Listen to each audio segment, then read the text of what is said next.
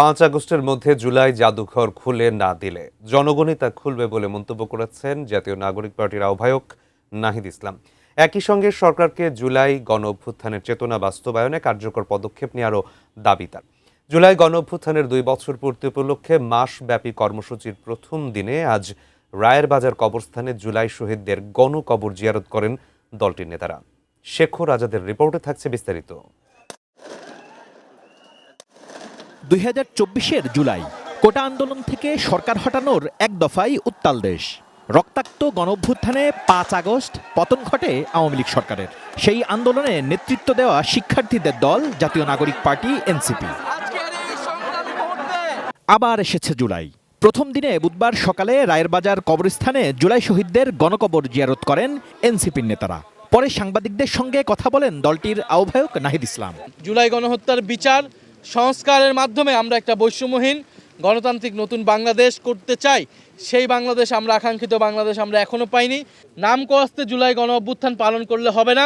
জুলাই গণ অভ্যুত্থানের যে আকাঙ্ক্ষা সংস্কার বাস্তবায়ন, গণভোটের রায় বাস্তবায়ন করে সরকারকে প্রমাণ করতে হবে সরকার জুলাই গণ অভ্যুত্থানের পক্ষে আছে। নাহিদ ইসলাম বলেন, জুলাই যোদ্ধাদের আর্থিক সহায়তা এবং জুলাই শহীদদের কবর সংরক্ষণে যে প্রতিশ্রুতি দেয়া হয়েছিল তা বাস্তবায়ন হয়নি।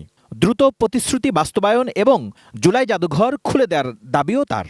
শহীদ পরিবারদেরকে যেই প্রতিশ্রুতি দেওয়া হয়েছিল তাদের আর্থিক সহায়তা, জুলাই যোদ্ধাদের পুনর্বাসন, সেই সকল কার্যক্রম যাতে যথাযথভাবে পালন করা হয়। 5ই আগস্টের মধ্যে জুলাই জাতীয় জাদুঘর খুলে দিতে হবে, না হলে জনগণ নিজেরাই সেই জাদুঘর কিন্তু খুলে নেবে এবং নিজেরাই সেই জাদুঘরে যাওয়ার ব্যবস্থা করবে। বর্তমান সরকারের সমালোচনা করে তিনি বলেন, অন্তর্বর্তী সরকার জুলাই গণ অভ্যুত্থান স্মরণে 36 দিনের কর্মসূচি নিয়েছিল, অথচ বর্তমান সরকার কোনো কর্মসূচি ঘোষণা করেনি।